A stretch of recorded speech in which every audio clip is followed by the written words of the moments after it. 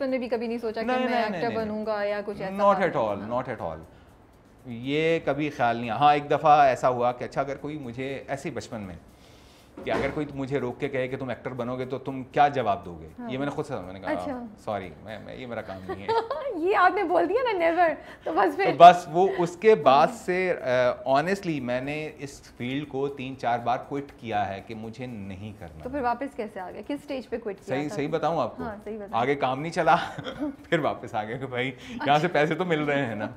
Okay. तो सच्ची बात ये है। बट आपने इसको एज ए चैलेंज लिया, मुझे लगता है। शौक तो हाँ, नहीं, बट अब क्या है? अभी भी एक्टिंग, अब एक्टिंग चैलेंज है। अच्छा, पैशन नहीं बना है अभी? पैशन नहीं है। मैं हमेशा से डिफ़िकल्ट, मैं ज़िंदगी में कभी भी खुद को हीरो नहीं लगा, मेरी अपनी ज़ात खुद को कभी हीरो नहीं लगी। हालांकि मैंने शुरू में तो आपने रोल्स किए हैं, मेन रोल आपके कुछ ड्रामों में तो आए हैं। करता रहा, हाँ, मैंने बहुत सारे प्लेस में मैंने किया। ये मैंने लास्ट सुनो चंदा था जिसमें फर्स्ट टाइम मैं एज अ फादर आया, और उसके बाद जब मुझे ये लगा कि मुझ पर एक कहीं कॉमेडियन की छाप तो नहीं लग जाएगी, या मुझे सिर्फ ये है मेडिसिन चाहिए, तबीयत ख़राब हो रही है, लोग मुझे सिर्फ इसी ब्रैकेट में ब्लॉक ना कर दें, तो उसके फ़ौरन बाद मुझे अपॉर्चुनिटी मिली मुश्क की, इमरान अशरफ का लिखा हुआ मुश्क, और उसमें एहसन तालिश ने उसको डायरेक्ट किया। तो उसमें एक कोई ओल्ड एज कैरेक्टर था, तो वो मुझे एकदम से हिट किया। मैंने कहा यार, अगर मैं ये कैरेक्टर अच्छे से प्ले करता हूँ और मैं रिकग्नाइज ना करवा पाऊँ लोगों को कि ये सुहेल समीर है, तो ये मेरा चैलेंज था। और अल्लाह का शुक्र है कि मैं उसमें कामयाब हुआ और लोगों ने नहीं रिकग्नाइज किया। जब पता चला मैंने कहा ये तो वो है। हाँ। तो ये था कि अल्लाह का शुक्र है कि उसमें अल्लाह ने मुझे फिर मेरी चाहत के हिसाब से मुझे नवाज दिया।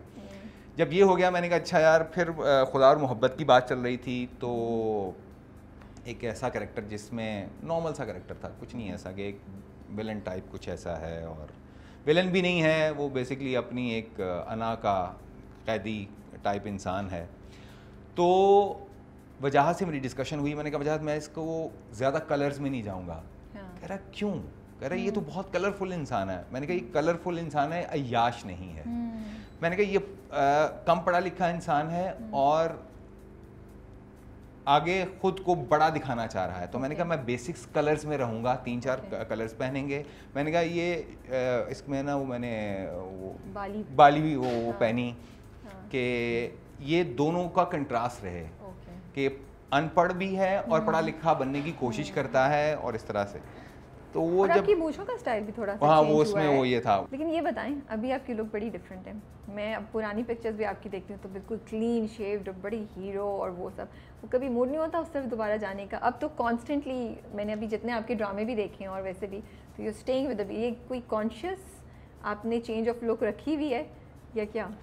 ये इसके पीछे भी एक बहुत बड़ा सच है कि मैं बेड नहीं कट करवा पा रहा, क्योंकि मैं कॉन्टीन्यूसली जो है वो प्रोजेक्ट साइन कर रहा हूँ। एक ख़त्म नहीं होता, दूसरा शुरू होता है, तो दूसरे में भी वही लुक चल रही होती है, तो मैं इसी को बड़ा छोटा करके तो मैनेज कर रहा होता हूँ। तो ऐसा मुझे कोई शौक नहीं है कि मैं बेड रख के तो उसको जो है वो कैरी कर रहा हूँ। मैंने कहा ये तो बड़ी गुड लुकिंग पिक्चर्स है, not that you are not looking nice with this also. नहीं, मुझे पता नहीं, मैं ऐसा ही हूँ।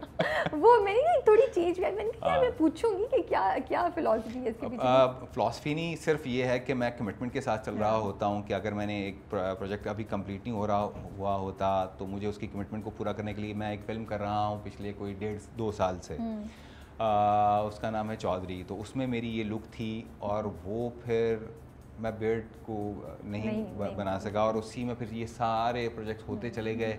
तो बस इसी में थोड़ा बहुत चेंज करके अपनी बेड और लुक्स को कि किसी तरह से मैं अपने प्रोजेक्ट्स कंप्लीट करवाऊँ और मेरी वजह से कभी ऐसा ना हो कि कॉन्टिन्यूटी जंप आए।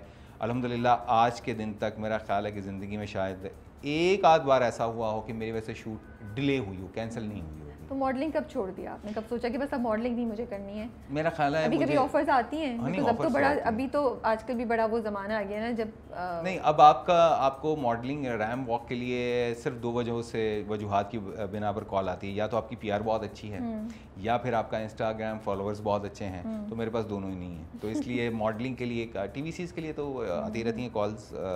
बट ये सोशल मीडिया का प्रेशर फील होता है आपको? बिकॉज इंस्टा पे कि पोस्ट करें वो करें और यू आर लाइक नहीं यार मैंने नहीं करना, बस जो है वो है। मैं बीच में मुझे होता है थोड़ी देर के लिए, कुछ दोस्त मुझे मोटिवेट करते हैं कि नहीं तुम्हें करना चाहिए, तो फिर मैं करता हूँ। और इसमें सबसे ज़्यादा इनिशिएटिव है एहसन भाई का और अपना नादिया का। ओके।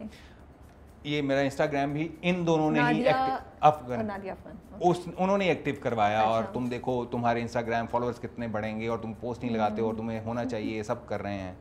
तो स्टार्ट में तो मैंने किया, फिर मुझे ये एक ड्यूटी लगना शुरू हो गया। और हाँ, और मेरे लिए अच्छा मुझे ये लगता है कि मैं क्या खा रहा हूँ, मैं खा रहा हूँ, मुझे दूसरों को क्यों बताऊँ कि मैं क्यों खा रहा हूँ, मैं कहाँ खा रहा हूँ। लोगों को जानना है कि क्या खा रहे हैं आप। आपने सही पहला है, मेरा ख्याल है कि क्या कुछ चीज़ें ऐसी हैं कि आप अपनी हर बात हर एक से कैसे शेयर कर सकते हैं, तो मुझ में ये नहीं है। अब हमारे यहाँ पे सारी शादियाँ सोशल मीडिया के ऊपर हो रही होती हैं, इवन दो प्रेगनेंसीज की भी सारी जो है वो डिटेल्स उस पर जा रही होती हैं। तो मुझे लगता है कि कुछ खुशियाँ और कुछ गम आपकी अपनी ज़ात की हद तक ही महदूद रहें तो अच्छा है। आप ही उनको जानें और आप ही उनसे एंजॉय करो और आप ही उन पर दुखी हों। ज़रूरी नहीं है कि आप एक पूरे न्यूज़पेपर की तरह अपने सारा कुछ छाप के रख दें। तो आप बहुत अरसे से काम कर रहे हैं, पीटीवी के बहुत ड्रामे आपने किए, मैं भी लिस्ट देख रही थी। 2002-03 से मेरा करियर का स्टार्ट है अल्हम्दुलिल्लाह। एग्जैक्टली। और अभी मतलब पीटीवी पे बहुत आपने काम किया। सो वो ज़माने से लेके इस ज़माने का जो चेंज हुआ है वो आपने देखा भी है। आपने अपने आप को कैसे मेंटली और अपने टैलेंट वाइज या अपनी पर्सनल लाइफ में भी अपने कैसे आपने अपने आप को चेंज किया टू अकोमोडेट कि आप इस अब जो नया माहौल है उसमें एक बड़ी अच्छी कोटेशन है, हालात ख्यालात को बदल देते हैं। ओके। तो मेरा ख्याल है कि जैसे हालात होते हैं, और मेरा ये मानना है और यही रियलिटी है कि इंसान पानी की मिकदार इंसान की बॉडी में ज़्यादा है तो इंसान पानी की तरह है। जिस बर्तन में डालोगे वो उस जैसी शेप बना लेगा, वो वैसा फिक्स हो जाएगा। मेरा ख्याल है कि हालात के साथ साथ इंसान खुद ब खुद जो है ना वो। बट आपको क्या लगता है, क्या 2 या 3 चीज़ें जो आपके अंदर चेंज हुई हैं एज एन एक्टर, जो जब पीटीवी के टाइम पे आप काम करते थे और अब जब आप प्राइवेट चैनल्स के लिए प्रोडक्शन में काम कर रहे हैं? मेरा ख्याल है कि जब मैंने पीटीवी पे काम करना शुरू किया तब भी वो बिल्कुल जाता हुआ दौर था। 2002-03 में उस तरह से जो है वो पीटीवी का दौर ख़त्म हो रहा था और ये सब नए चैनल्स जियो और ARY और ये सब आना शुरू हो चुके हुए थे। पहले ज़रा जो है वो सब मिलकर बैठकर रिहर्स भी कर लेते थे, बात भी हो जाती थी। अब ऐसा नहीं है। अब आपके पास PDF फाइल आती है, उसमें आपके सीन्स आपके पास होते हैं, आपने सिर्फ याद करने हैं। अब आपने उसमें एक्सप्रेशन क्या देने हैं, आपने उसमें अपनी बॉडी लैंग्वेज क्या रखनी है, ये सब आपके अपने ऊपर है। पहले डायरेक्टर के साथ होता था कि डायरेक्टर आपको लीड और गाइड कर रहा होता था। अब जब इस दौर में ये है कि आपकी मेमोरी बहुत अच्छी होनी चाहिए, बादाम आप खाते रहें ताकि आपको याद रहे।